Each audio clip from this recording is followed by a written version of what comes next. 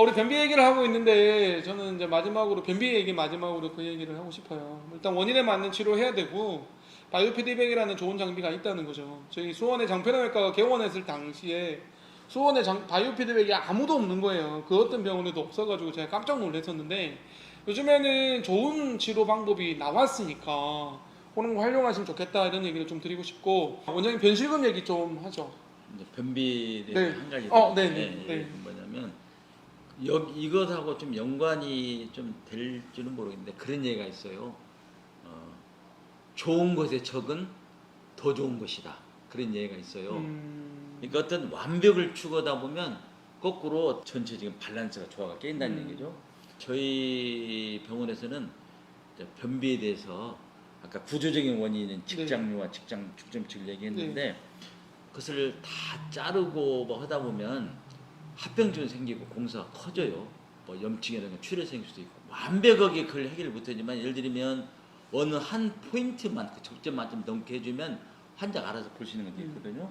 자르거나 뭐 절개하지 않고 또 그냥 꿰매서 엮어서 어떤 상단에 묶어주고 또 직장 질병 약해진 부위를 또 그냥 강화시켜주고 그러면 크게 뭐 절개나 절단은 아니기 때문에 크게 합병증이 없이 또 어떤 경우는 국소 맞지도 하기도 해요. 간단하니까 또 어느 그 포인트를 딱 해결해주면 환자가 해결될 경우가 많아요. 그래서 저희 병원은 많은 환자들을 수술로서 많이 해주고 있거든요. 그래서 바이오피드백을 기본적으로 하지만 또 동시에 또 구조적 변화가 있으면 쉽게 해결할 수도 있다. 이런 것도 알면 많은 변비에 대한 그런 희망이 생길 수 있습니다.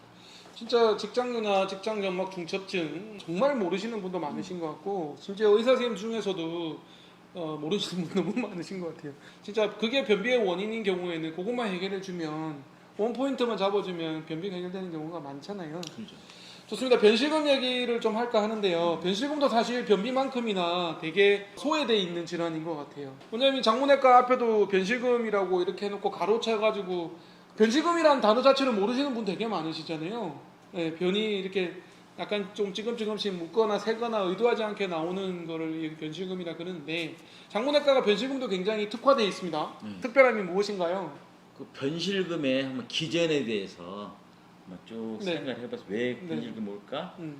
결국에 네 가지로 예약 들어갈 때 하나는 항문 관악근이 약해진 경우, 수술에서 아니면 또 손상된 경우, 수술에서 손상됐다면 초음파로도 알 수 있게 장문 초음파로 또 관악근이 이제 이렇게 약해진 것이 노화에서 그럴 수도 있겠지만 또 구조적 변화에서 그럴 수도 있어요. 장이 많이 처진다, 해음 하강이 있다면은 항문 구조가 바뀌는 것 같아요.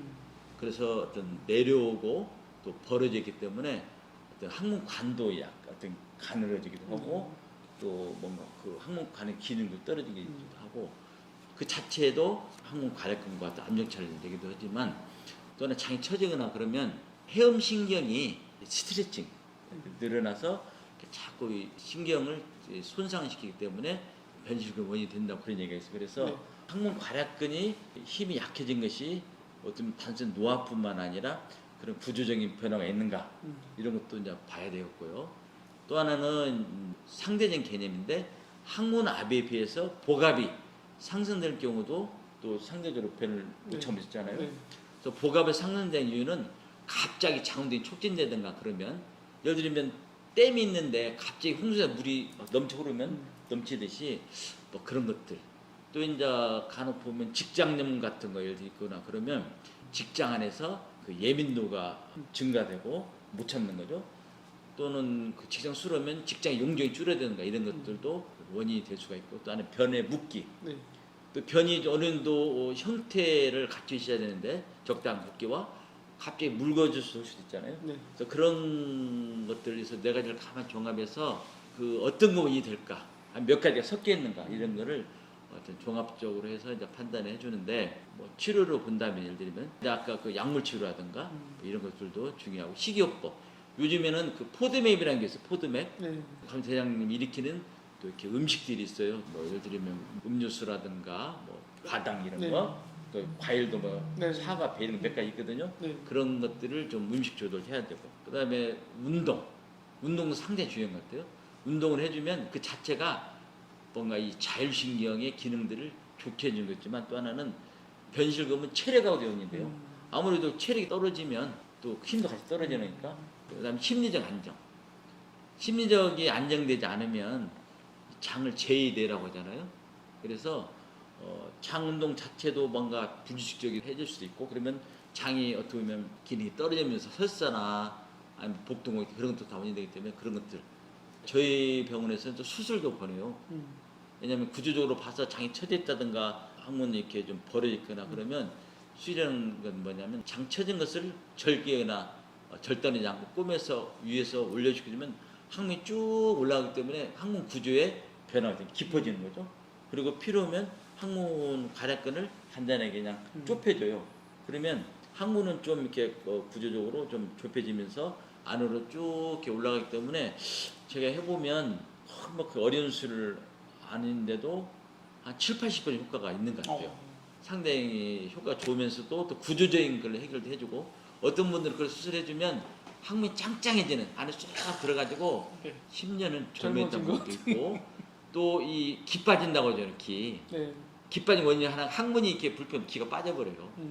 그래서 항문 쭉 해주면 왠지 좀 이렇게 건강해지고 젊어진 기분 들기도 하고, 그래서 동시에 항문적 구조적인 변화를 더 젊게 해주면서도 그 변실금에 상당히 좋은 그런 수리기 때문에 저희들은 좀 구조적이라든가 문제가 있으면 수술도 많이 권해서 하는 편입니다. 네. 바이오 피드백도 거의 70% 정도 효과가 있다고 알려져 있어서 논문에서도 많이 검증이 된 방법이라 변실금이 있으면 뭐 마지막으로는 수술인데 그 전에 바이오 피드백 치료를 통해서 70%가 좋아지시니까 그렇게 활용하시면 될 것 같고요. 저는 변실금으로 고생하시는 분들을 뵐 때마다 참 안타깝다고 생각이 드는 게 숨기잖아요. 그렇죠. 안 오시잖아요. 변실금으로 고생하시는 걱정하시는 의료 소비자님께 마지막으로 한 말씀 좀 부탁드리겠습니다. 이제 숨기는 이유 중에 하나가 변실금은 해결할 병이 아니다. 라고 그런 그 어떤 사회적 통념이 있는 것 같아요. 그렇지만 변실금도 여러 가지 진단이나 어떤 이런 치료를 통해서 물론 100%는 아니에요. 네. 왜냐하면 수술로 했을 경우에 구조적인 변화는 있지만 본인이 갖고 있는 괄약근의 힘을 완전히 젊음으로 돌릴 수는 없기 때문에 나중에 수술하더라도 혹시 100% 만져 못 올 수도 있다. 그런 경우에 어떤 이제 식이요법이라든가 아니면 전기치료 이런 걸 통해서 바이오피드백을 통해서 같이 보강했는데 얘기를 하는데요. 어떤 그래도 많은 대부분 7~80%면 되더라도 큰 거지 않습니까? 그리고 또 하나는 그 사회적 통념인 것 같아요. 변이 샌다 그러면 왠지 너무 대변 막 그러면 좀 약간 부끄러운 것 같고, 특히 뭔가 치매 이런 식으로 생각할 수가 있고, 그래서 어쨌든 그 통념난 그런데 사회가 발전할수록 자꾸 오픈은 시대거든요.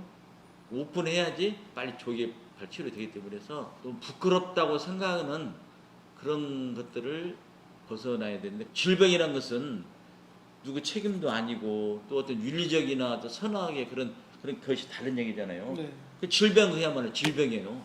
그 질병은 병원 가서 치료하는 것이 당연하지.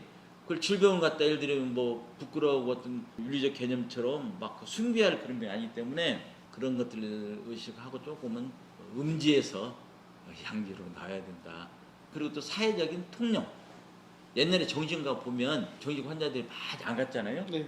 지금 현재 살다 보면 한 번 정도는 우울증이나 또 여러 가지 뭐 그런 것들, 그것도 사회적으로 다 누구나 있는 것이고, 실제로 변실금의 유병률이 한 60대가 70대 넘어가면 여자들은 상당히 많더라고요. 남자들 많고. 네. 생각보다 한 뭐 6, 7명 한 명 있다는 얘기도 있고. 네. 그만큼 많은 질병인데 그 나만 겪고 있는 병이 아니다.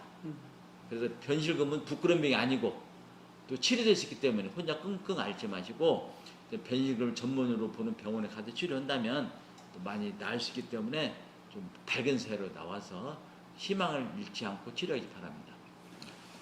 너무 진짜 따봉입니다. 따봉. 네.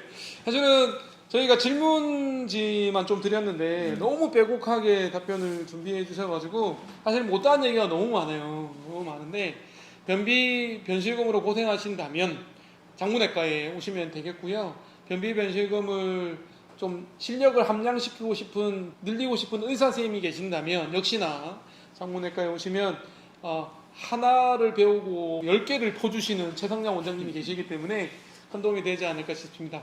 저희 닥터 명의로 출연을 우리 최성님께 부탁드린 보람을 제가 느끼고요. 너무 기쁩니다. 그리고 제가 그동안 저희 멘토님이신 최성양 원장님께 받았던 그런 가르침을 여러분들께 공유할 수 있어서 역시나 너무 행복합니다.